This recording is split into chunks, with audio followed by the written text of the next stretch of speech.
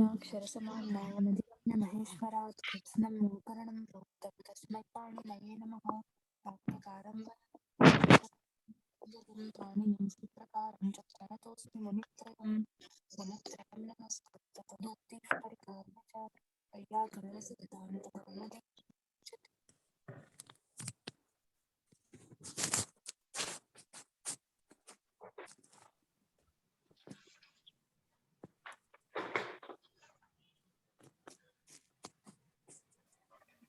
कारक प्रकरणस्य अस्य सप्ताहस्य वर्गे भवतां सर्वेषां स्वागतम्।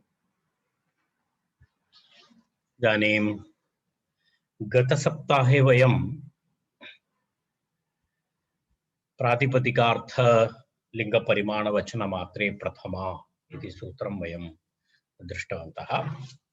तदनन्तरं संबोधने च इति सूत्रमपि वयं पठितवन्तः। तदुत्तरं कर्तुरीप्सिततमं कर्म कारके इति वयम् अधिकारसूत्रमपि तत्र दृष्टवन्तः। कारकम् इत्यधिकारः अग्रे अनुवर्तते सर्वत्र। यत्र कारकविधायकानि सूत्राणि भवन्ति तत्र तत्र कारके इति अधिकारः अनुवर्तते। तदाधारेण पुनः अग्रे कर्तुरीप्सिततमं कर्म इति सूत्रमपि अस्माभिः दृष्टम्। तस्यापि विवरणम् अभवत्। तत्र एकैकपदस्य पदप्रयोजनमपि अस्माभिः दृष्टम्। तत्र कर्तुः किमर्थम्, अनन्तरम् ईप्सिततमम् इति तमग्रहणं किमर्थं, कर्म इति अनुवर्तमाने सति अनुवृत्तौ तत्र पुनः कर्मग्रहणं किमर्थम् इति विषयेपि अस्माकं चर्चा जाता। इति एतावत् मनसि कृत्वा स्थापयित्वा वयम् अग्रे गच्छामः। इदानीम् अद्यतनचर्चाविषयः अस्ति अनभिहिते इति अधिकारसूत्रम्। अनभिहिते इति एक महत्त्वपूर्णं सूत्रमस्ति। कारकप्रकरणस्य महत्त्वपूर्णं सूत्रमेतत्। तत्रैव वस्तुतः अग्रे विभक्ति विधानसन्दर्भे बहु किं वदामि, किं तत्र तस्य प्रयोगः विनियोगः बहु अत्यन्तापेक्षितः अस्ति।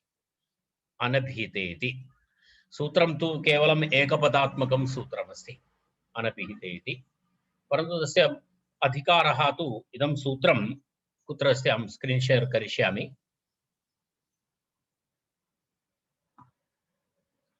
तत्र एवमस्ति, पश्यतु अनभिहिते इति द्वितीयाध्यायस्य तत्र द्वितीय अध्याये अस्ति अनभिहिते इति सूत्रमस्ति।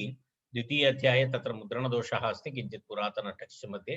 द्वितीयाध्याये तत्र तृतीयपादे द्वितीयं सूत्रं तत्र अनभिहिते इति, क्षम्यतां, द्वितीयाध्यायस्य प्रथमं सूत्रमस्ति तत्र अनभिहिते इति। तत्र षड् इति तत्र मुद्रणस्य दोषः जातः। वस्तुतः षड् इति पादः एव न भवति, चत्वारः पादाः भवन्ति आहत्य। तर्हि द्वितीयाध्यायस्य तृतीयपादस्य प्रथमं सूत्रमस्ति अनभिहिते इति। तत्र तृतीयपादस्य अन्तपर्यन्तं तस्य किं भवति, अधिकारः भवति। तृतीयाध्यायस्य अनभिहिते इति अस्ति अधिकारसूत्रं। तत्र कियत्पर्यन्तं भवति अनभिहिते इति, तर्हि अन्तिमसूत्रपर्यन्तं भवति। अर्थात् एतस्य पादान्तपर्यन्तम् एतस्य अधिकारः। अष्टाध्यायी ग्रन्थस्य तत्र पादान्तपर्यन्तम् एतस्य अधिकारः भवति। पश्यतु, तत्र एतस्य अधिकारः अन्तपर्यन्तम् अस्ति चेदपि एतस्य सूत्रस्य प्रभावः केवलं कारकविधायकेषु सूत्रेषु भवति। कारणं विभक्तिविधायकानि सूत्राणि अन्यानि अपि सन्ति मध्ये। कारणम् उपपदविभक्तयः, प्रथमा विभक्ति इत्यादि भिन्न षष्ठी विभक्ति इत्यादि विधायकसूत्राणि अन्यानि तत्र भवन्त्येव, परन्तु कारणम् एतत् पादे एव एतत् सर्वाणि विभक्तिविधायकसूत्राणि अस्मिन् पादे भवन्ति। कुतः आरभ्य अनभिहिते इति तृतीयपादस्य आरम्भात् तृतीयपादस्य अन्तपर्यन्तं तत्र एतस्य सूत्रस्य अधिकारः भवति। अधिकारः अस्ति चेदपि तत्र सर्वत्र एतस्य सूत्रस्य प्रभावः न भवति। अनभिहिते इति यत्र कारकविधानं भवति तत्रैव कारकविधायकेषु सूत्रेषु यदा कारके विभक्ति कारकार्थे विभक्ति विधायकेषु सूत्रेषु कारकार्थे विभक्ति यदा कर्मणि द्वितीया संप्रदान चतुर्थी संप्रदाने अपादाने पंचमी इत्यादि सूत्रेषु एतस्य यत्र कारकार्थे विभक्ति भवति तादृश सूत्रेषु एतस्य प्रभावः भवति। अन्य उपपद विभक्तयः अपि मध्ये भवन्ति नमस्ते स्वाहा इत्यादि तत्र एतस्य प्रभावः न भवति। प्रथमाविधायक सूत्रे अपि न भवति इति तत्र तस्य वैशिष्ट्यं। तर्हि आहत्य अनभिहिते इति सूत्रस्य अधिकारः अधिकतया कुत्र भवति इत्युक्तं प्रभावः कारकार्थे विभक्ति विधायक कारक विभक्तयः इति वयं पूर्वं विभक्तीनां भिन्न भिन्न प्रकारं दृष्टवन्तः। किं किम् अस्ति कारक विभक्तयः उपपद विभक्ति प्रातिपदिकार्थे विभक्ति भवति इति प्रातिपदिकार्थे विभक्ति भवति इति उक्तं संबंधार्थे विभक्ति भवति इति वयं पठितवन्तः। अनन्तरं कर्म प्रवचनीयार्थे भवति इति वयं दृष्टवन्तः। तर्हि अत्र एतदेव चिन्तनीयं कारकार्थ कारक विभक्ति इत्यत्र एतस्य प्रभावः भवति। अयं विषयः किञ्चित् विस्तरेण अहं कथयामि एतस्मिन् विषये। तत्र एवमस्ति अनभिहिते इत्युक्ते वस्तुतः किमस्ति अनभिहिते इत्यस्य पर्यायशब्दाः सन्ति अनुक्ते। यदा अभिहितं नाम उक्तम् इत्यर्थः। अभिहितम् उक्तं दर्शितं सूचितं निर्दिष्टम् इत्यादि अर्थः भवति अभिहितम् इति। न अभिहितम् इति अनभिहितम् इति भवति। अनभिहितम् इत्यस्य पर्यायशब्दाः सन्ति अनुक्ते अनिर्दिष्टे इत्यादि शब्दाः तस्य पर्याय शब्दाः। अकथिते अकथिते इत्यपि अस्ति। अनभिहिते अनुक्ते अनिर्दिष्टे अकथिते इति एतत् सर्वं तस्य पर्याय शब्दाः। कस्य पर्याय शब्दाः अनभिहिते इत्यस्य पर्याय शब्दाः। तर्हि कुत्रचित् अनुक्ते इति दृश्यते कुत्रचित् अनभिहिते इति दृश्यते। कर्मणि द्वितीया इति सूत्रे अनुक्ते कर्मणि द्वितीया इति अस्ति। अनुक्ते इत्युक्ते अनभिहिते इत्यर्थः। कर्तृकरणयोः तृतीया इत्यत्र अनभिहिते कर्तरि करणे च तृतीया स्यात् इति कर्तृकरणयोः तृतीया इति सूत्रे वृत्ति। तर्हि तत्र अनभिहिते इति अस्ति। एवं भिन्न भिन्न पर्यायशब्दाः एतस्य प्रयुज्यन्ते वृत्तिषु। अनभिहिते अनुक्ते अनिर्दिष्टे इत्यादि इत्यादि। परन्तु सर्वत्र अनभिहिते इत्येव तस्य आशयः। तर्हि न अभिहितम् अनभिहितम् अनभिहिते कारके इति तस्य अन्वयः भवति। अनभिहिते कारके इति अर्थात् अन्येन केनापि तत्र कैः अभिहितत्वं भवति इति विषयः चर्चनीयः अस्ति। तदहं चर्चां तस्य करिष्यामि। अभिहितत्वम् अर्थात् उक्तम् इति वदति अनुक्तम् इति वदति। तर्हि अनुक्ते इति उक्तम् अथवा अनभिहिते इति उक्तम्। तर्हि अनभिहिते इत्युक्ते केन उक्ते इति चिन्तनीयमस्ति। तत्र एकः विषयः अस्ति। तद् वयं प्रायेण तिङ्कृतद्धितसमासैः इति वयम् अग्रे चर्चां कुर्मः। तस्य उदाहरणानि अपि अहं प्रतिपादयिष्यामि। परन्तु प्रथमं तु अनभिहिते इति शब्दस्य तत्र किञ्चित् वयम् अधिकं तत्र किञ्चित् फोकस् कृत्वा वयम् अग्रे गच्छामः।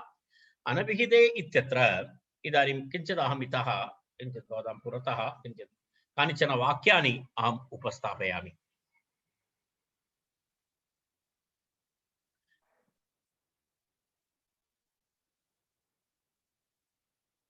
एकक्षणम्।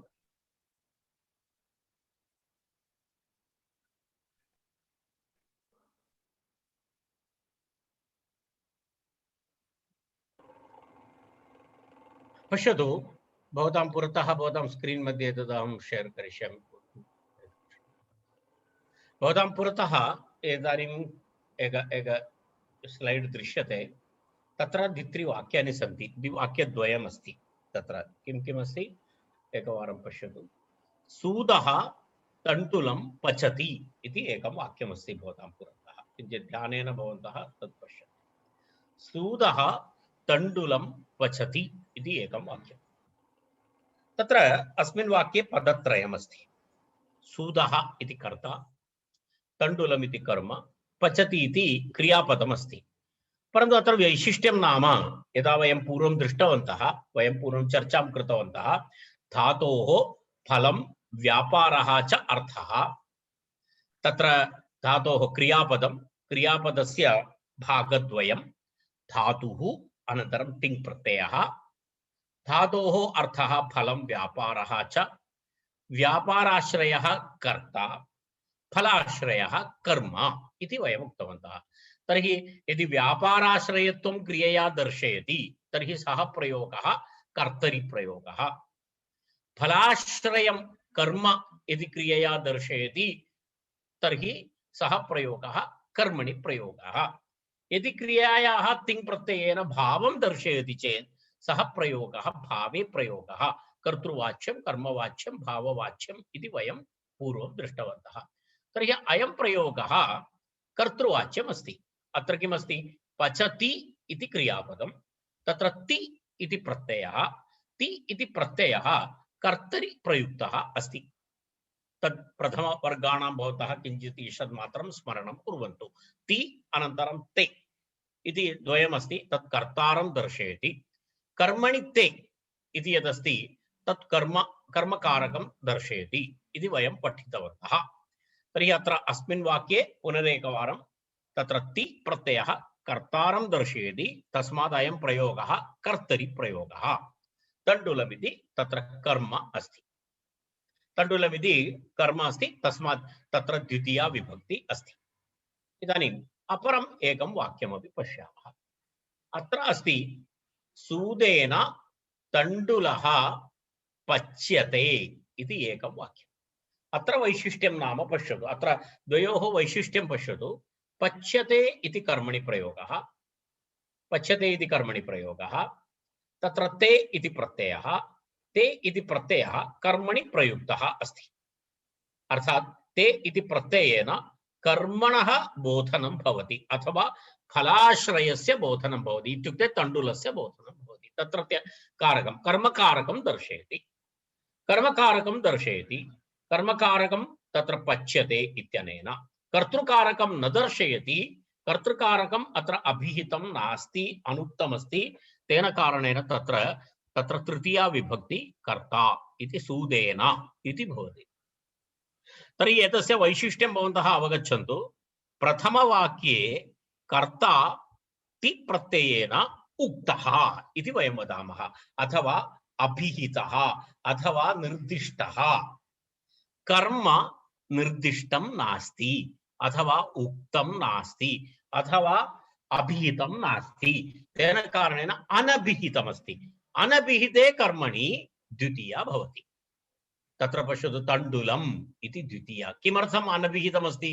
क्रियायाः तिङ् प्रत्ययेन एकदा कर्तृकारकं दर्शयितुं शक्नोति, अन्यथा कर्मकारकं दर्शयितुं शक्नोति, उभयमपि न भवति। यदि कर्तृकारकं दर्शयति चेत् कर्ता अभिहितः भवति, कर्म अनभिहितं भवति। यदि पच्यते इत्यादि स्थानेषु कर्मकारकं दर्शयति, कर्म अभिहितं भवति चेत् कर्ता अनभिहितं भवति इति भेदः। यदि कर्ता अनभिहितः भवति चेत् तत्र तृतीया विभक्ति, कर्ता अभिहितः भवति चेत् यत्र अभिहितत्वं भवति तत्र तु प्रथमा भवति। पुनः उक्तार्थानाम् अप्रयोगः, अर्थात् द्विवारं तद् वक्तव्यं नास्ति। यदि कर्ता तिप्रत्ययेन बोधयति तर्हि पुनः सूदः इत्यत्र तृतीया विभक्तेः आवश्यकता नास्ति। किमर्थं?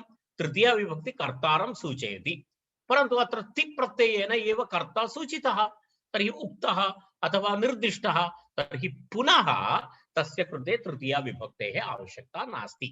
तत्र तण्डुलमिति द्वितीया भवति। एतस्य किञ्चित् वाक्येषु वयम् एतस्य विवरणं पश्यामः। पश्यतु, अत्र एतद् भवन्तः सरलतया अवगन्तुं शक्नुवन्ति।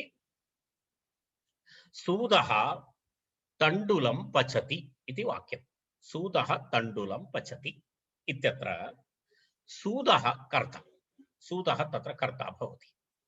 कर्तुः सूदस्य किमस्ति ईप्सिततमं किमस्ति अत्र इति विषयः। ईप्सिततमः तण्डुलः, कर्तुः सूदस्य ईप्सिततमः तण्डुलः। अत्र तण्डुलः कर्म, तण्डुलः कर्मकारकमिति निश्चये जाते तर्हि निश्चितम् अस्ति इदानीं तण्डुलः ईप्सिततमः, ईप्सिततमः अस्ति चेत् कर्तुरीप्सिततमं कर्म इति सूत्रेण तत्र तस्य कर्मसंज्ञा भवति। अत्र तण्डुलः कर्म, तण्डुलः कर्मकारकमिति निश्चये जाते तत्र किं भवति अग्रिमं सूत्रमस्ति, वयम् अग्रे पश्यामः। कर्मणि द्वितीया इति सूत्रं, कर्मणि द्वितीया अग्रिमं सूत्रमस्ति, तद् विवरणं कुर्मः वयं। कर्मणि द्वितीया इति सूत्रेण द्वितीया विभक्तिः तण्डुलशब्दात् परा विधीयते। तदा किं भवति, तदा कथं भवति, सूदः तण्डुलं पचति इति प्रयोगः भवति। सूदः तण्डुलं पचति इति प्रयोगः भवति। एतत् प्रथमवाक्यस्य विवरणमस्ति। सूदः तण्डुलं पचति, तण्डुलमिति अत्र कर्मकारकं, कर्मकारकस्य निर्णयः जातः। निर्णयः केन सूत्रेण, कर्तुरीप्सिततमः, कर्तुरीप्सिततमं कर्म इति जातः। तदा तेन तत्र कर्मणि द्वितीया इति द्वितीया विभक्ति भवति। द्वितीया विभक्ति भवति चेत् तत्र पुनः किं भवति, एवं प्रयोगः भवति। सूदः तण्डुलं पचति इति प्रयोगः भवति। राइट, अग्रे पश्यामः चेत् तदनन्तरं पुनः इदानीं वयम् अत्र पश्यामः। द्वितीयं वाक्यमस्ति अस्माकं पुरतः। द्वितीयं वाक्यं किमस्ति, सूदेन तण्डुलः पच्यते इति द्वितीयं वाक्यं। द्वितीयवाक्यस्य वैशिष्ट्यं नाम पूर्ववाक्यस्य कर्मणि प्रयोगः। पूर्वतनं वाक्यं सूदः तण्डुलं पचति इति वाक्यं कर्तरि प्रयोगः अथवा कर्तृवाच्यं। द्वितीयं वाक्यं सूदेन तण्डुलः पच्यते इति यदस्ति तत्तु किमस्ति, कर्मवाच्यम् अथवा कर्मणि प्रयोगः। कोऽपि भेदः नास्ति, वाक्ये अर्थभेदः तु नास्ति एव, केवलं प्रयोगभेदः। एकः कर्तरि प्रयोगः, अपरवाक्यं कर्मणि प्रयोगः। अत्रापि सूदः एव कर्ता, तण्डुलः कर्म तत्र, परन्तु तण्डुलशब्दः कर्म अस्ति चेदपि तण्डुलशब्दात् परा द्वितीया विभक्तिः नास्ति। पश्यतु, प्रथमवाक्ये तण्डुलः कर्म, तर्हि तण्डुलम् इति द्वितीया विभक्ति अस्ति। द्वितीयवाक्ये अपि तण्डुलः कर्म अस्ति, परन्तु तत्र द्वितीया विभक्ति नास्ति। किमर्थं नास्ति इति तत्र विवरणम् अस्माभिः इदानीं क्रियते। कारण तत्रैव अनभिहिते इति एकः वस्तुतः एकः मैजिक् वर्ड् अस्ति। एतत् अनभिहिते इति सूत्रमस्ति, तत्र एतस्य प्रवृत्तिः भवति। पश्यतु, वाक्यं पठित्वा अग्रे गच्छामः। सूदेन तण्डुलः पच्यते इत्यत्रापि सूदः कर्ता, तण्डुलः कर्म इति स्पष्टं। तण्डुलः कर्म, किन्तु तण्डुलशब्दात् परा द्वितीया विभक्तिः कुतो न प्रवृत्ता इति तत्र किं भवति, संशयः भवति। कुतो न प्रवृत्ता इति अस्माकम् अत्र आशंका समुदेति। अस्याः शङ्कायाः समाधानं वस्तुतः एतस्य अग्रे तत्रैव अनभिहिते इत्यस्य उत्तरं भवति, पूर्णविवरणं। तथा हि वयं पश्यामः अत्र किमस्ति, पूर्वतनं वाक्यं पुनरेकवारं, सूदः तण्डुलं पचति इति वाक्यं। सूदः इति प्रथमा, तण्डुलमिति द्वितीया, पचति इति क्रियापदं कर्तरि, तण्डुलमिति कर्म। पश्यतु, अत्र एतद् विवरणं वयं पश्यामः। मया प्रतिपादितं विवरणं पुनः एकवारं। सूदः तण्डुलं पचति इत्यत्र अम् इति द्वितीया विभक्तिः श्रूयते। अम् इति द्वितीया विभक्तिः श्रूयते कुत्र, तण्डुलशब्दात्। सूदः तण्डुलं पचति इत्यत्र अम् प्रत्ययः, द्वितीया एकवचनस्य प्रत्ययः तत्र श्रूयते।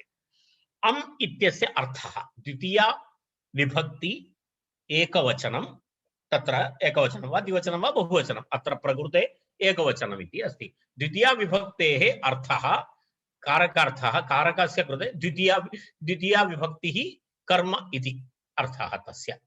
अर्थात् द्वितीया इत्यस्य अर्थः कर्म इति भवति। द्वितीया विभक्तेः अर्थः तत्र कर्म इति भवति। अम् प्रत्ययस्य अर्थः। पचति इति अत्र तिङन्तम् अस्ति, वाक्ये विद्यते। पचति इति तिङन्तशब्दः अपि अत्र अस्ति।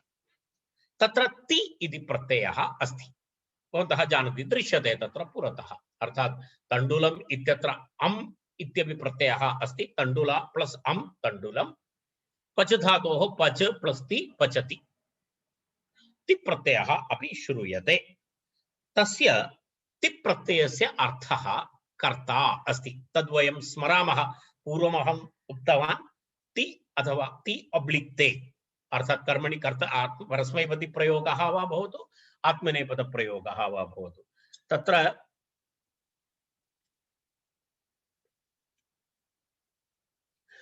कर्तरि प्रयोगः वा भवतु, कर्मणि प्रयोगः वा भवतु। एकक्षणम्।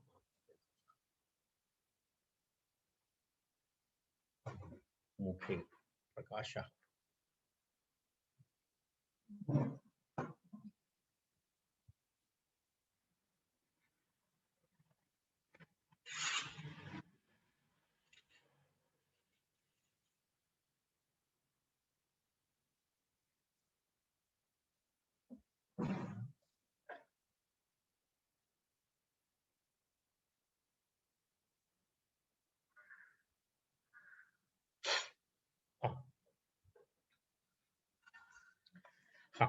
तत्र एवमस्ति,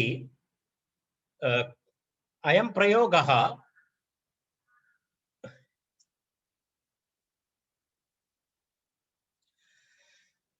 तस्य ति प्रत्ययस्य अर्थः कर्ता इति। तदेव अहम् उक्तवान्। ति अथवा ते इति तत्र अर्थः तस्य किं भवति?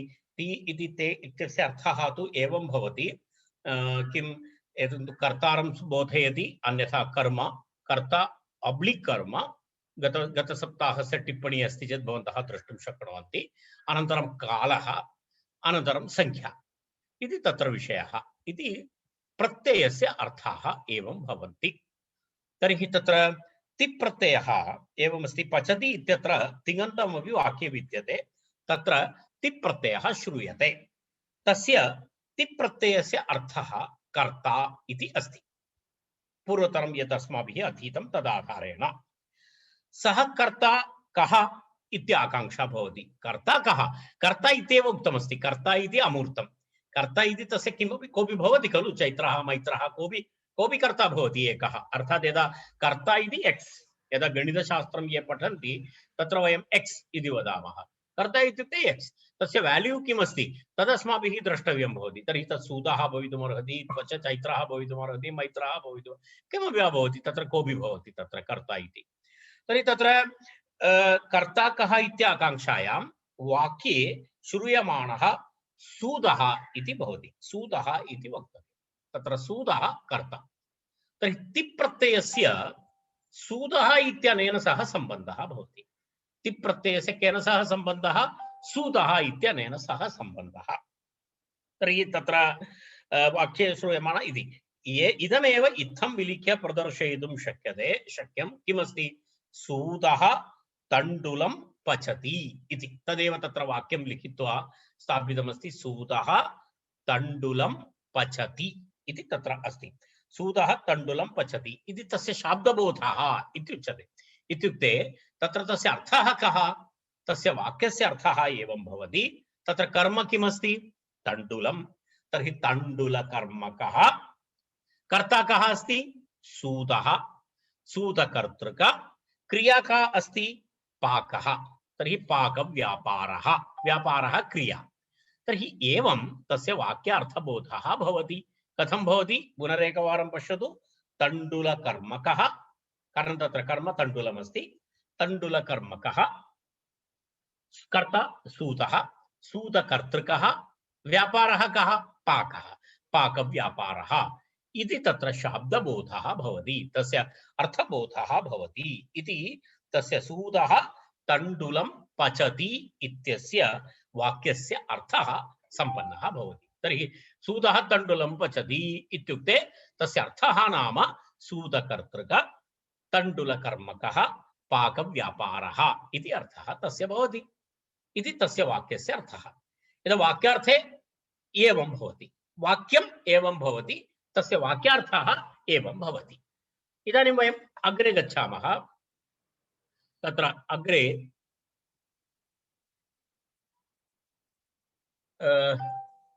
अग्रिमं वाक्यं पश्यामः। अत्र एवमस्ति, इदानीं कर्मणि प्रयोगः। सूदेन तण्डुलः पच्यते इति प्रयोगः। सूदेन तण्डुलः पच्यते इति प्रयोगः। तत्र इन इति अस्ति। सूद प्लस इन, टा टा इति प्रत्ययः तृतीया एकवचनस्य टा इति प्रत्ययः भवति। टा इति प्रत्ययस्य इन इति आदेशः भवति। तर्हि टाङ्सिंहसामिनास्याः इति इन इति आदेशः भवति। तत्र गुणः भूत्वा तत्र सूदेन, रामेण, कृष्णेन इत्यादि इत्यादि प्रयोगाः भवन्ति। तृतीया एकवचनं टा इति विभक्ति अस्ति, तृतीया एकवचन प्रत्ययः। तदेव तत्र इन इति उक्तं, कंसे टा इति दत्तमस्ति। तर्हि तस्य आशयः नाम तत्र इन इति आदेशः, टा इति प्रत्ययः, टा प्रत्ययस्य स्थाने इन इति आदेशः भवति। तर्हि सूदेन तण्डुलः पच्यते इति वाक्ये इन इति किं भवति? तृतीया विभक्ति भवति। तृतीया विभक्ति भवति। इन इत्यस्य अर्थः किं भवति? इन इत्यस्य अर्थ तत्र कर्ता अस्ति। इन इत्यस्य अर्थः कर्ता, कर्तृकर्णयोः तृतीया। तृतीया विभक्तेः अर्थः, तृतीया विभक्ति कस्मिन् अर्थे प्रयुज्यते? कर्त्रार्थे प्रयुज्यते, करणार्थे भी प्रयुज्यते। एतस्य विस्तृतं विवरणं वयं कर्तृकर्णयोः तृतीया इति सूत्रे वयं एतस्य विस्तृतं विवरणं पश्यामः। तर्हि सामान्यः अर्थः कथं भवति? सामान्यः अर्थः तृतीया विभक्तिः कस्मिन् अर्थे भवति? कर्ता, कर्ता इति अर्थे भवति, कर्त्रार्थे भवति, करणार्थे भी भवति, परन्तु अस्मिन् वाक्ये कर्त्रार्थे अस्ति। तर्हि तृतीय इन इत्यस्य अर्थः कर्ता इति भवति। पच्यते इति तत्र तिङन्तं श्रूयते। पच्यते इति तिङन्तं श्रूयते। तत्र किं भवति? ते इति प्रत्ययः। पच्यते इत्यत्र ते इति प्रत्ययः भवति। पच्यते ते प्रत्ययस्य अर्थः अस्ति कर्म। किमर्थम्? अयं प्रयोगः कर्मणि प्रयोगः। पच धातु य प्रत्ययः अनन्तरं ते इति प्रत्ययः भवति। पच्यते इति भवति। पच्यते इत्यस्य कर्मणि, पच्यते इति कर्मणि प्रयोगः। तस्मात् ते इति तत्र यः प्रत्ययः अस्ति तस्य अर्थः कर्म। पचति इत्यत्र ति इति प्रत्ययः आसीत्, तस्य अर्थः कर्ता आसीत्। गत विषयः, गतवाक्यं तद्वयं पठितवान्। अत्र ते इत्यस्य अर्थः किं भवति? कर्म भवति। ते इत्यस्य कर्म भवति। तस्मादेव अयं प्रयोगः कर्मणि प्रयोगः। अर्थात् तत्र ति प्रत्ययः कर्मार्थे प्रयुक्तः अस्ति, कर्मार्थे प्रयुक्ते, कर्मकारकार्थे प्रयुक्तः अस्ति। तेन कारणेन अयं प्रयोगः कर्मणि प्रयोगः इति। तर्हि तत्र ते इत्यस्य अर्थः कर्म इति। तर्हि इदानीं कर्म कारकं तु ते इत्यनेन उक्तं। ते इत्यनेन कर्म कारकम् इति आगतं। तर्हि पूर्व उक्तम् इव तदेव इदानीं कर्म एक्स् अभवत्। इदानीं तत् किम् अस्ति तत्र? वस्तुतः कर्म इति किम् अस्ति तत्र? अर्थात् तत्र कर्म कर्म का तत्र प्रातिपदिकं किमस्ति? प्रातिपदिकार्थः कः तत्र? तावदेव अस्माभिः द्रष्टव्यमस्ति। कर्मकारकं तु ते इत्यनेन उक्तं। तत्र पच्यते इति ते प्रत्ययः कर्मकारकं बोधयति। तर्हि कर्मकारकम् इति तत्र उक्तमस्ति, अभिहितमस्ति। तर्हि अभिहितमस्ति इति कृत्वा पुनः तत्र द्वितीया विभक्तेः आवश्यकता नास्ति। अनभिहिते द्वितीया भवति, अभिहिते न भवति। तर्हि अत्र पश्यतु, पच्यते इत्यत्र कर्म अभवत्। इदानीं कर्म किं तत्र? अत्र कर्म किम् इत्याकाङ्क्षायां वाक्ये श्रूयमाणः तण्डुलः एव। अत्रापि कर्म तण्डुलः एव, परन्तु कर्मकारकं तु ते इत्यनेन बोध्यते। तर्हि तस्मात् इदं वाक्यम् एवं विलिख्य प्रदर्शयितुं शक्यते। कथं? सूदेन, तदेव पार्श्वे यद् वाक्यं लिखितमस्ति तत् पश्यतु। सूदेन इति कर्ता, तण्डुलः इति कर्म, पच्यते इति तत्र तण्डुलः कर्म भवति, प्रातिपदिकार्थः भवति तस्य, पच्यते इति तत्र कर्म भवति। तर्हि अत्रापि पश्यतु अर्थः कः? कर्म किमस्ति? तण्डुलमेव अस्ति। तण्डुलकर्मकः कर्ता सूदः, सूदकर्तृकः पाकव्यापारः इति अर्थः। सूदेन तण्डुलः पच्यते इति वाक्यस्यापि सूदः तण्डुलं पचति इत्यत्रापि तण्डुलकर्मकः सूदकर्तृकः पाकव्यापारः इति वाक्यार्थः। सूदेन तण्डुलः पच्यते इत्यत्रापि तण्डुलकर्मकः सूदकर्तृकः पाकव्यापारः इत्यर्थः। अत्र इदमपि ज्ञातव्यम् इति तत्र पश्यतु। अत्र किञ्चित् विवरणं वयम् अग्रे पश्यामः। तत्र इदानीं पश्यामः वयं तण्डुलकर्मकः सूतकर्तृकः पाकव्यापारः इति उभयत्रापि तत्र एतस्यापि वाक्यस्य पश्यतु। वटुः जलम् आनयति इति एकं वाक्यमस्ति अत्र। वटुः जलम् आनयति, वटुः नाम ब्रह्मचारी, वटुः जलम् आनयति इति वाक्यं शुद्धं।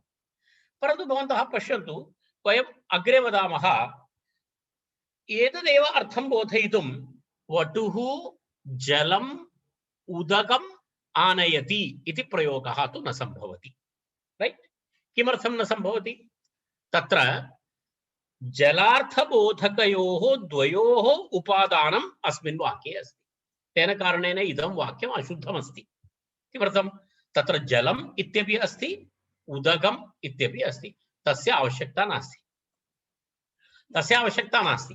एकस्यैव वाक्ये वटुः जलम् आनयति इति पर्याप्तं, तेन अर्थबोधः जातः। वटुः जलम् उदकम् आनयति इति वाक्यम् अशुद्धं। किमर्थम् अशुद्धमस्ति? तादृशप्रयोगः न सम्भवति। किमर्थं न सम्भवति? जलार्थबोधकयोः द्वयोः उपादानम् अस्मिन् वाक्ये अस्ति। एकम् अर्थं बोधयितुम् एकं पदं पर्याप्तम्, सामान्य नियमः।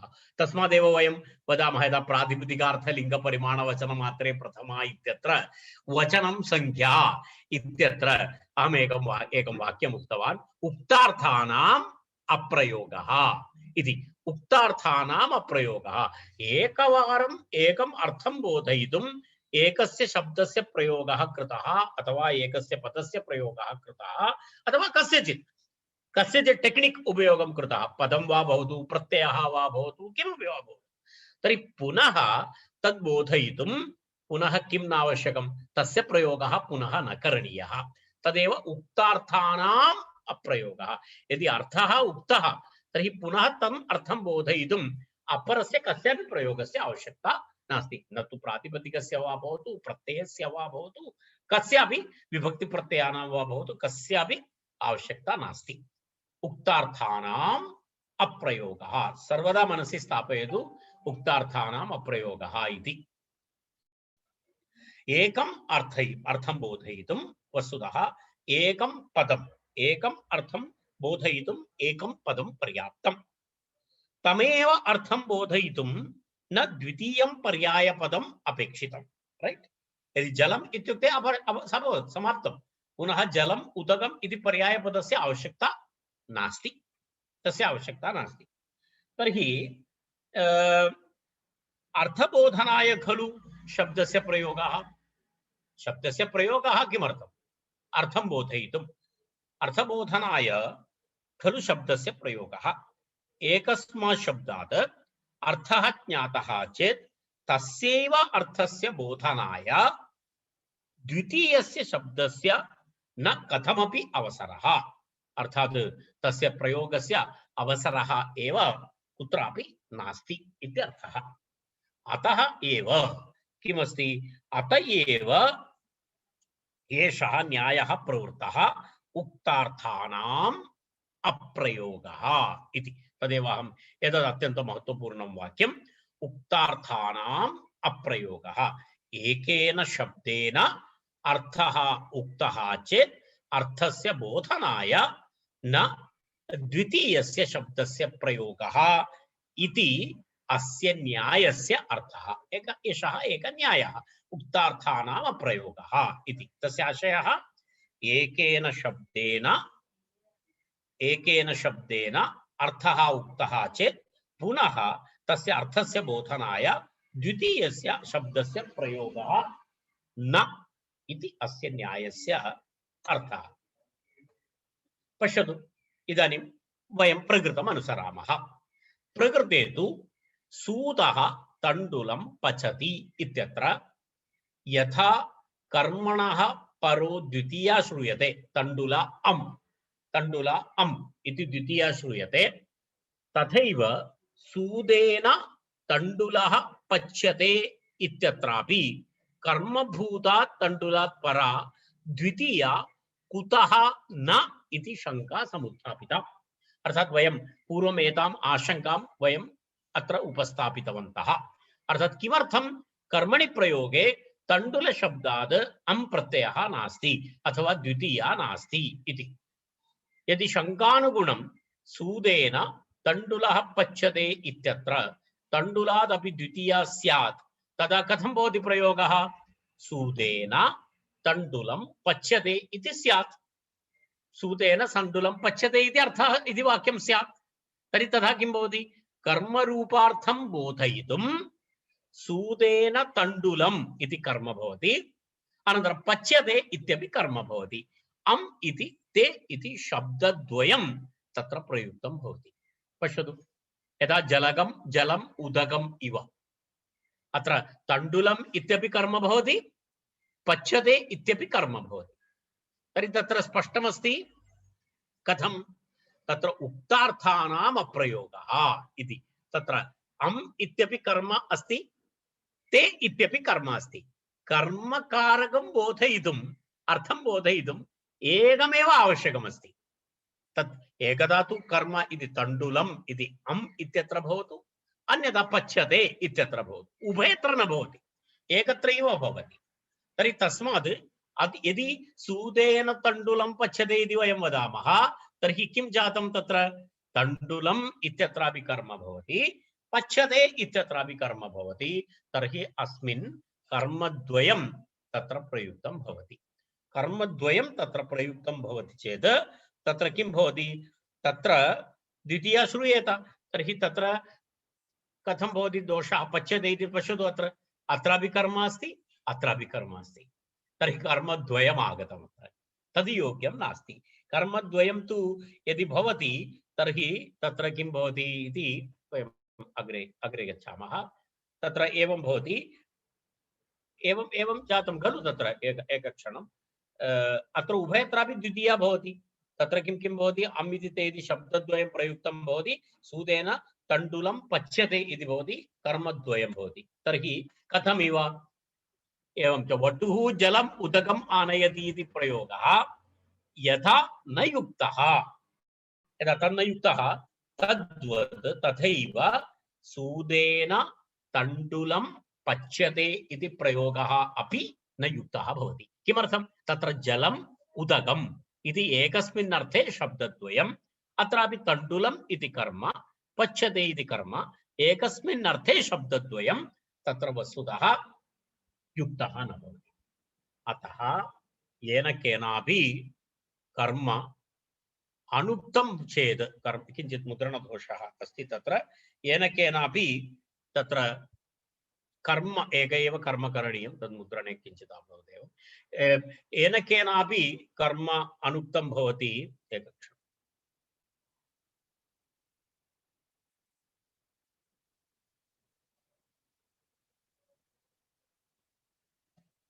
एतावदेव अस्ति।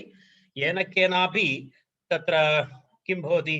कर्म उक्त अनुक्तं भवति तत्र, अथवा अनभिहितं भवति चेत् द्वितीया विभक्तिः कर्मणः परा भवति इति तस्य आशयः।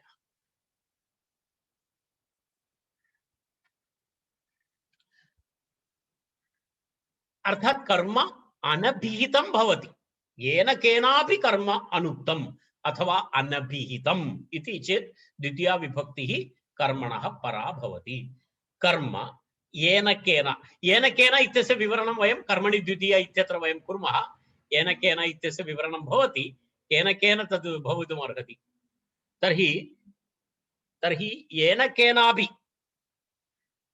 येन केनापि तत्र उक्तं चेत् न प्रवर्तते एव इति तत्र उक्तम्। एवं तर्हि तत्र केन केन उक्तं भवति इति चेत् तत्र प्रायेण तिङ् कृत् तद्धित समासेन इति भवति। एतत् किञ्चित् अहं पार्श्वे स्थापयामि। एतस्य किञ्चित् विस्तृतं विवरणं करणीयमस्ति। तत् कर्मणि द्वितीया इति सूत्रसन्दर्भे अहं प्रतिपादयामि। तत् पार्श्वे वयं स्थापयामः। तिङ् प्रत्ययेन कर्मणः अभिधाने सति तत्र द्वितीया न भवति इत्यस्य उदाहरणमस्ति सूदेन तण्डुलः पच्यते इति। कृत्प्रत्ययेन इत्यादि एतत् तावत् पर्याप्तम्। इदानीम् एतस्मात् एतावदेव अस्माभिः इदानीं गृहीतव्यमस्ति। तर्हि किमर्थम् इत्युक्ते अन्य सर्वं कृत् तद्धित समासेन कथं कर्म विधीयते इति तद्विषये अहम् अग्रे भवतां पुरतः प्रतिपादयिष्यामि। तर्हि अत्र सूदेन तण्डुलः पच्यते इत्यत्र कर्म ते इत्यनेन अभिहितमस्ति अथवा उक्तमस्ति। तस्मात् पुनः तत्र द्वितीया न भवति। सूदेन तण्डुलः पच्यते इति अभिहिते तु प्रथमा एव। तस्य विवरणमपि वयम् अग्रे पश्यामः। तत्र एतावदेव अहम् अत्र एतत् पर्याप्तम्। इदानीम् अन्य तृतीया विभक्तेः विवरणमस्ति अत्र। तद् वयं यदा समयानुसारं वयम् अग्रे समयानुसारं पश्यामः। तत्र इदानीं किञ्चित् एतस्य उपसंहारं कुर्मः एतस्य विषयस्य। पश्यतु, तर्हि अनभिहिताधिकारमूलकः प्रयोगः त्रिधा भवति। किं किं भवति? तत्र कर्तरि प्रयोगः, अनन्तरं किं भवति? कर्मणि प्रयोगः, अनन्तरं पुनः भावे प्रयोगः इति। एतद् अहं पूर्वम् उक्तवान्। अस्माकं प्रथमवर्गेषु अहम् एतस्मिन् विषये विवरणं कृतवान् अस्मि। तत्र तस्यैव नाम कर्तृवाच्यः, कर्मवाच्यः, भाववाच्यः इति भवति। तर्हि कर्तरिप्रयोगः इति एकवारं पश्यामः कथं भवति इति। तदनन्तरं यदि तिङ् प्रत्ययेन कृत् प्रत्ययेन वा कर्ता अभिहितः भवति तदा कर्तृभूतात् प्रातिपदिकात् परा कर्तृकरणयोस्तृतीया इति सूत्रेण तृतीया विभक्ति न प्रवर्तते। तदा कर्तरिप्रयोगस्य सम्भवः भवति। तर्हि सूदः तत्र तण्डुलं किं करोति? पश्यतु, सूदः तण्डुलं पचति अथवा सूदः तण्डुलं पक्ववान् इति। एतादृशसन्दर्भेषु ति इति प्रत्ययः कर्तृर्थे प्रयुक्तः। तस्मात् तत्र प्रथमा विभक्ति सूदः। पक्ववान् इत्यत्रापि तवतु प्रत्ययः कृत् प्रत्ययः अपि कर्तृर्थे प्रयुक्तः सः प्रत्ययः। तस्मात् तत्रापि कर्तरि प्रयोगः सूदः इति प्रथमा भवति। पश्यतु, अत्र एतस्य विवरणं पश्यतु कथमस्ति इति। एतस्य कथं सम्बन्धः? सूदः अनन्तरं ति इति कर्ता, सूदः कर्ता, तस्मात् समानाधिकरणम् अस्ति। सूदः अनन्तरं ति। अत्र पश्यतु, वान् इति तवतु प्रत्ययः, सूदः वान् इति कर्ता भवति। तत्र प्रथमवाक्ये ति प्रत्ययेन, द्वितीयवाक्ये तवतु प्रत्ययेन च कर्ता अभिहितः। इदानीं तदेव अनभिहित अभिहित इत्यस्य अर्थम्। अभिहितः अस्ति कर्ता, अर्थात् प्रथमवाक्ये ति प्रत्ययेन, द्वितीयवाक्ये तवतु प्रत्ययेन कर्ता अभिहितः। अतः कर्तृभूतात् सूदात् पुनः तृतीया विभक्ति न भवति। एतस्य विवरणम् इतोपि कर्तृकरणयोस्तृतीया इत्यत्र पुनः एकवारं वयं पश्यामः।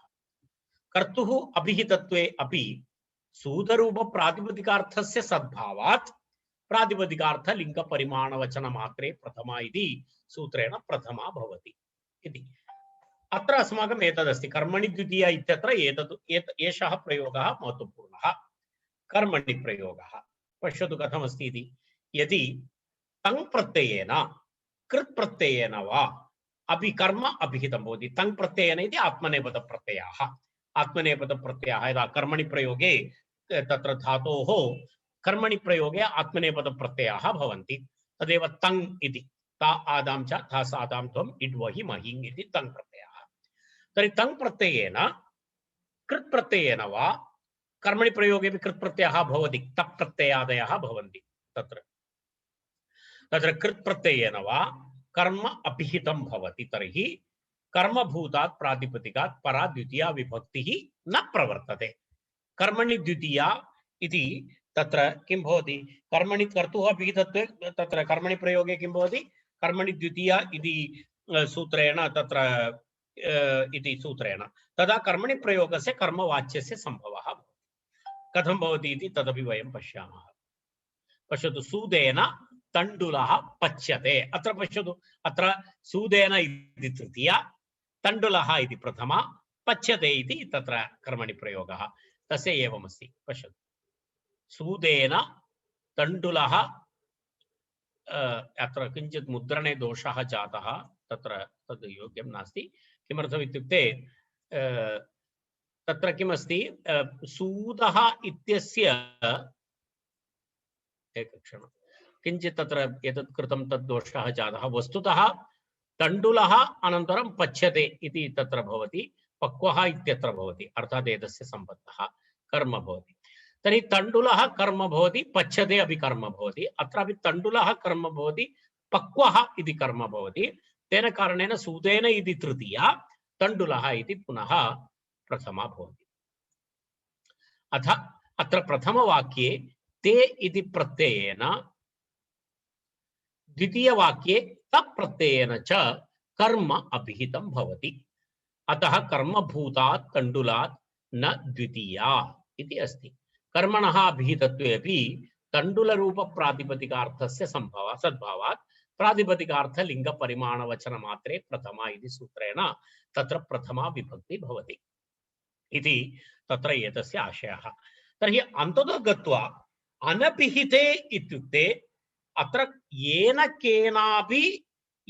केनापि प्रकारेण, येन केनापि शब्देन प्रत्ययेन वा यदि कारकं यदि अभिहितं नास्ति तत्र इति तस्य आशयः। अनभिहिते इति तत्सन्दर्भानुसारं द्वितीया तृतीया कर्मणि अनभिहिते कारके इति तस्य आशयः। अनभिहिते कारके इति तस्य अनभिहिते इति शब्दस्य इदानीं भवता अर्थः स्पष्टः स्यात्। यदा कर्तरि प्रयोगे तिप्रत्ययेन कर्ता अभिहितः भवति, तत्र कर्म अनभिहितं भवति। द्वितीयमस्ति कर्मणि प्रयोगे तत्र पच्यते इत्यादिषु ते इत्यादि प्रत्ययेन तत्र किं भवति, कर्म अभिहितं भवति, तर्हि तत्र द्वितीया न भवति इति अस्माभिः अग्रे उदाहरणेन वयं पश्यामः। तर्हि अनभिहिते इति अधिकारः, इदानीम् एतस्य विवरणम् एतावत् पर्याप्तम् इति अहं चिन्तयामि। तर्हि एतस्य आधारेण तत्र अग्रे विभक्तयः भवन्ति। तर्हि अभिहिते इत्यस्य एतावत् विवरणं मया प्रतिपाद्य अनभिहिते इति अधिकारः, एषः अधिकारः कारक विभक्ति विधायकेषु सूत्रेषु एतस्य सूत्रस्य प्रभावः भवति। तर्हि एतावत् एतस्य सूत्रस्य विवरणम् अस्ति।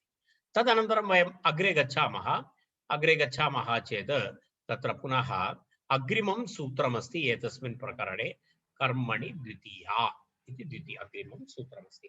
इदानीम् एतस्य विवरणं मया अधिकं कर्तव्यं नास्ति, कारणम् एतदेव विवरणम् इदानीं पर्यन्तम् अस्माभिः कृतं।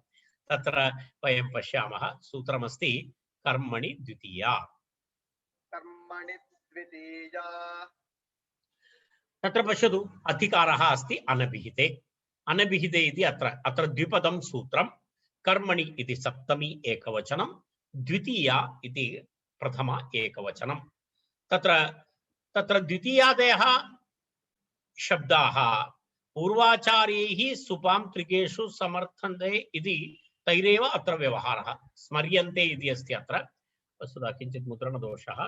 तत्र द्वितीयादयः शब्दाः पश्यतु, अत्र विभक्तीनां नामानि प्रथमा, द्वितीया, तृतीया, चतुर्थी, पंचमी, षष्ठी, सप्तमी इति सप्तविभक्तयः सन्ति।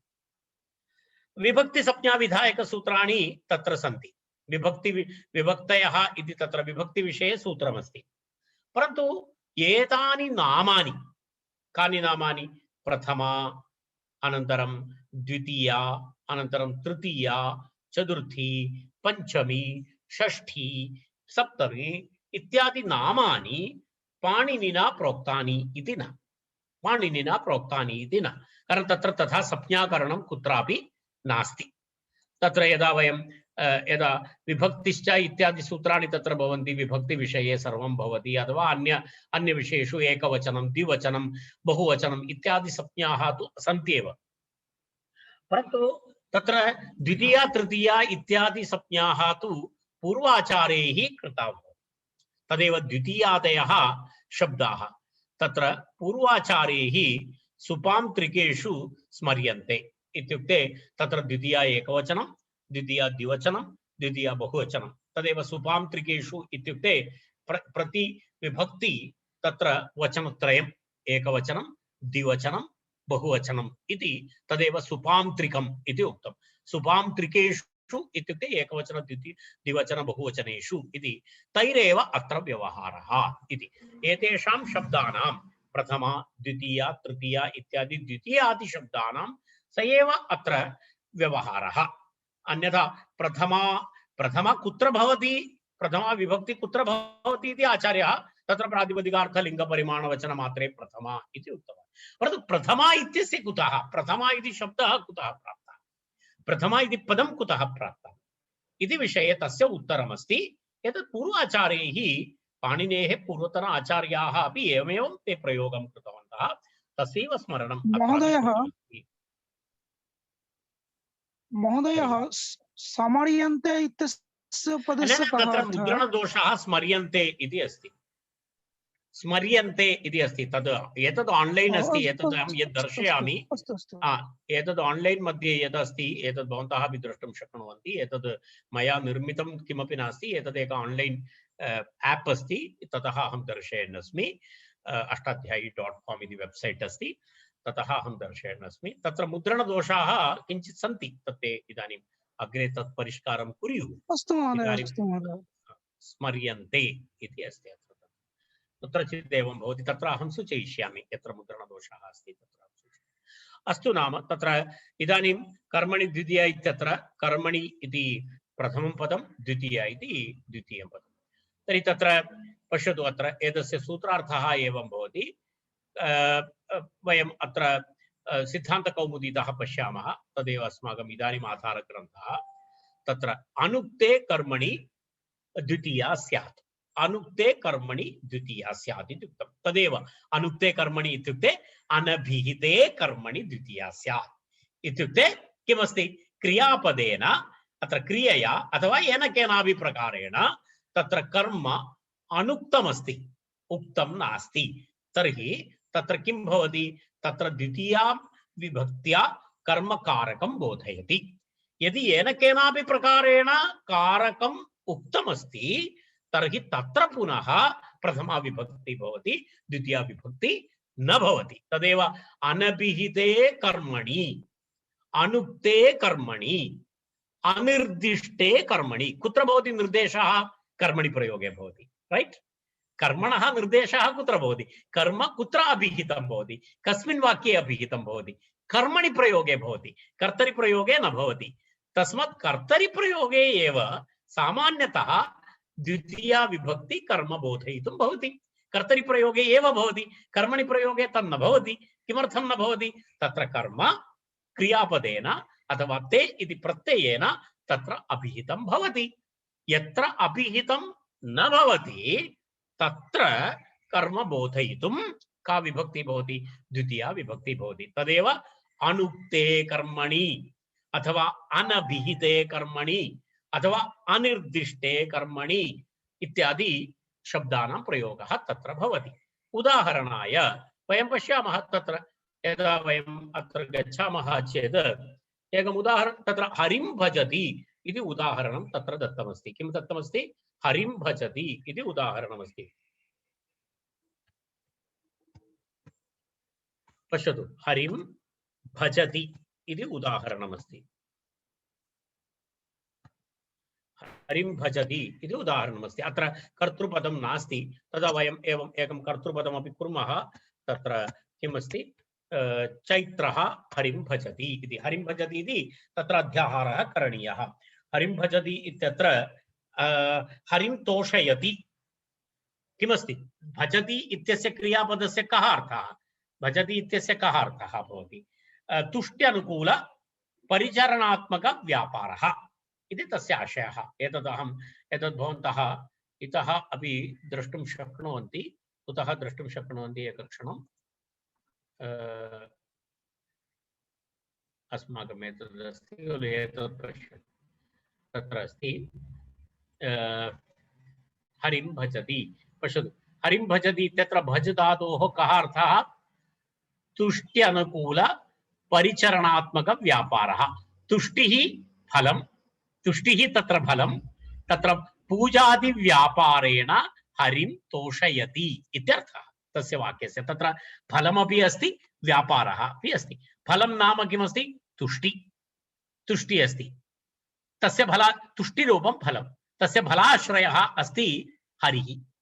व्यापारः कः करोति, व्यापारः कः करोति, व्यापारं कः करोति, व्यापारं तु एषः करोति, चैत्रः करोति, चैत्रः करोति इति अस्ति। तत्र पश्यामः वयं, पश्यतु, अत्र तुष्ट्यनुकूल परिचरणात्मकः व्यापारः, भजेरर्थः पूजादि व्यापारेण हरिं तोषयति। तर्हि स्पष्टमस्ति, हरे तत्र तुष्टिरूप फलस्य आश्रयः हरिः इत्युक्ते फलाश्रयः हरिः। हरिः अत्र कर्म, चैत्रः अत्र कर्ता। किमर्थं, सः व्यापारं करोति। कीदृशव्यापारं करोति, यदा हरितुष्ट्यात्मक व्यापारं करोति, तर्हि चैत्रः अत्र कर्ता अस्ति। तत्र इदानीं वयं पश्यामः, तत्र किमस्ति, भजति इति क्रियापदमस्ति। भजति इति क्रियापदे इदानीं कः प्रत्ययः अस्ति, टिप् प्रत्ययः अस्ति। टिप् प्रत्ययः कं सूचयति, कं कारकं सूचयति, टिप् प्रत्ययः कर्तरिप्रयोगे अस्ति खलु, तर्हि किं सूचयति, कर्तृकारकं सूचयति, राइट। भजति इति अत्र टिप् प्रत्ययः कर्तृकारकं सूचयति। तर्हि अत्र कर्तृकारकम् अभिहितम् अस्ति। कर्म अस्मिन् वाक्ये अभिहितं नास्ति, राइट। कर्म अस्मिन् वाक्ये अभिहितं नास्ति, कर्ता अभिहितम् अस्ति। तर्हि अनभिहितम् अस्ति कर्म। अनभिहिते कर्मणि अथवा अनुक्ते कर्मणि तत्र किं भवति, अनुक्ते कर्मणि तत्र द्वितीया विभक्ति भवति। तस्मादेव हरि इति प्रातिपदिकं, हरि इति प्रातिपदिकात् अम् इति प्रत्ययः भवति। अम् इति प्रत्ययः भूत्वा तत्र किं भवति, हरि अम् इति हरिम् इति तत्र द्वितीया भवति। हरिम् इति अत्र द्वितीया भवति। तस्य एवं तस्य रहस्यं। कारणं हरिशब्दः, हरिशब्दात् अनेन सूत्रेण, केन सूत्र, अत्र कर्तुरीप्सिततमं कर्म इति अस्ति। अत्र कर्तुरीप्सिततमः हरिकर्म अस्ति। अत्र किमर्थं, फलाश्रयः ईप्सिततमः। तत्र तुष्टि अनुकूल व्यापारेण कर्ता केन सह सम्बद्धुम् इच्छति, हरिणा सह। यदा वयं पूर्वम् उक्तवन्तः कर्तुरीप्सिततमं कर्म, कर्तुरीप्सिततमं कर्म इत्युक्ते कर्ता स्वव्यापारेण स्वक्रियया केन सह सम्बद्धुम् इच्छति, तत् कर्म, तत् फलं, तत् कर्म, तत् फलाश्रयः अथवा कर्म।